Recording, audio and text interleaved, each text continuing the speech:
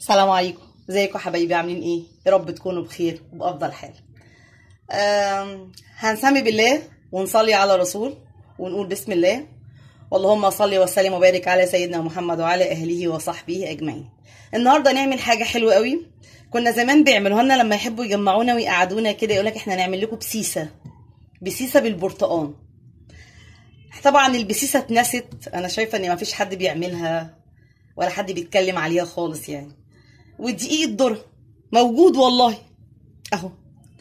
انا هسمي وهقول انا هحتاج 4 بيضات، كيس بيكنج باودر، 2 فانيليا.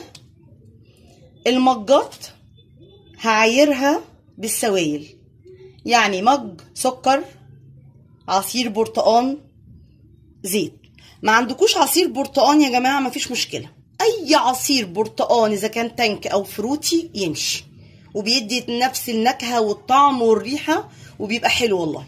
عندكم برتقان خام اعملوا بشره برتقانه وحطوا برضو مع عصير البرتقان بشر البرتقان، بيبقى حلو قوي.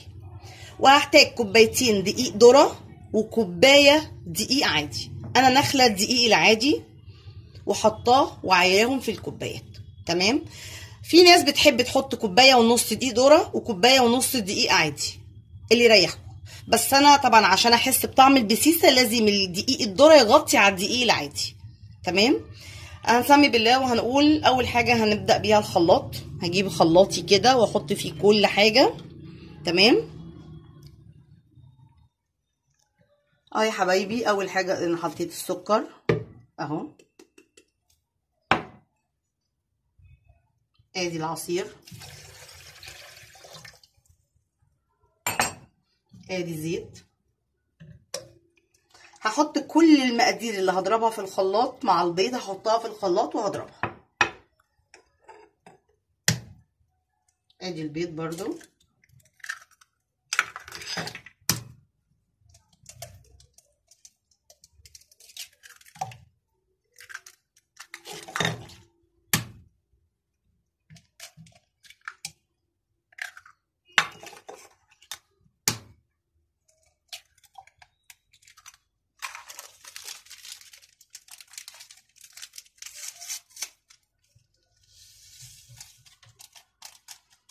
يبقى انا كده حطيت في الخلاط يا حبايبي 4 بيضات، شويه كيسين فانيليا، كوبايه الزيت، السكر، العصير، وهضربهم وارجع لكم.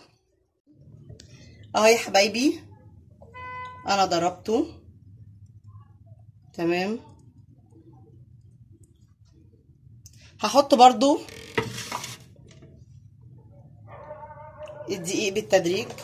بسم الله الرحمن الرحيم.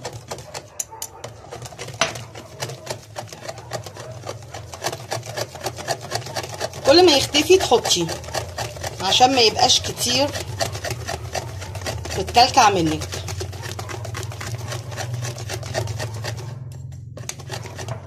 انا هحط بالمره كده كيس البيكنج باودر.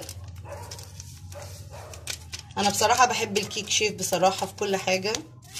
وادي رشه الملح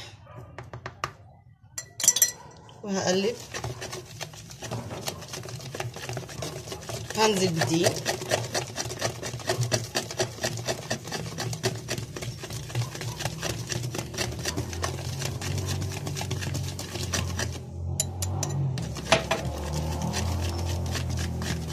هقلبها وارجع لكم.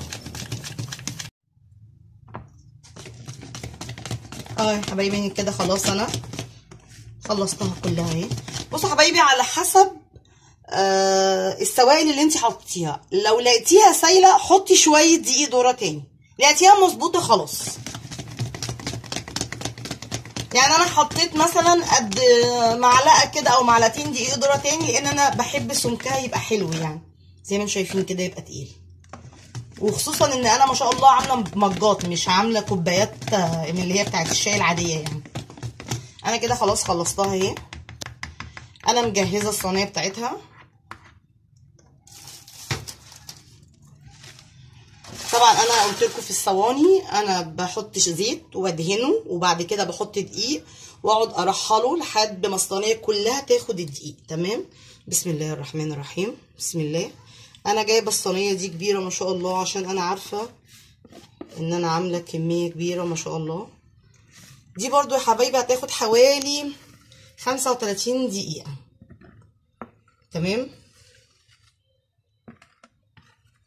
برضو بعد 30 دقيقه كده، بعد نص ساعه، انا هحاول ابص عليها وادخل لها اي حاجه كده دي اغزها بيها، يعني زي مثلا زي دي كده. بعد نص ساعه احاول ادخلها كده واخرجها. لو خرجت بعجينه يبقى لسه، خرجت نضيفه يبقى خلاص. تمام.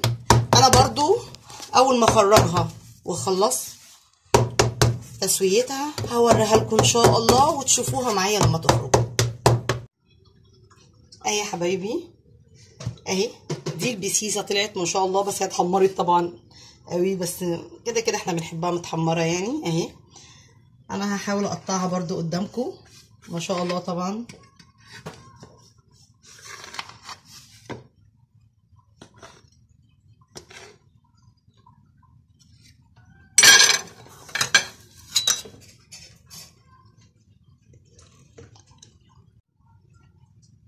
اهي يا حبايبي، بصوا بسم الله ما شاء الله، بصوا عامله ازاي، بصوا اسفنجيه ازاي، بصوا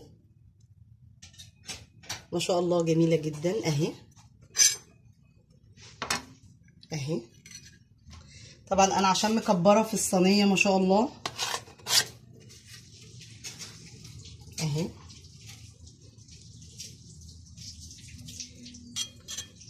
ادي البسيسه.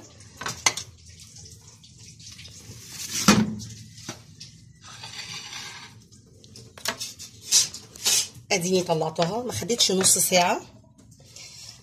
يا رب تكونوا عجبتكم، استفدتوا.